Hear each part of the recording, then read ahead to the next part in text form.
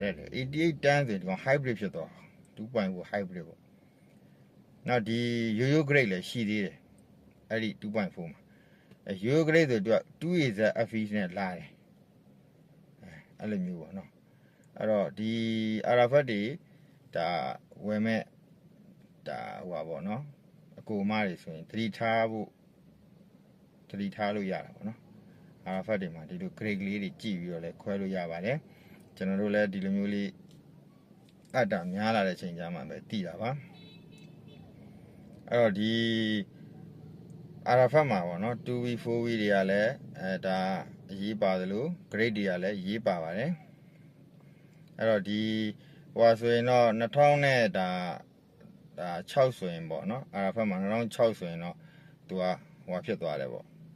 ငင်းကီယာ6ချက်တောင်ဖြစ်သွားတယ်နော်အဲ့တော့ Arafat ကို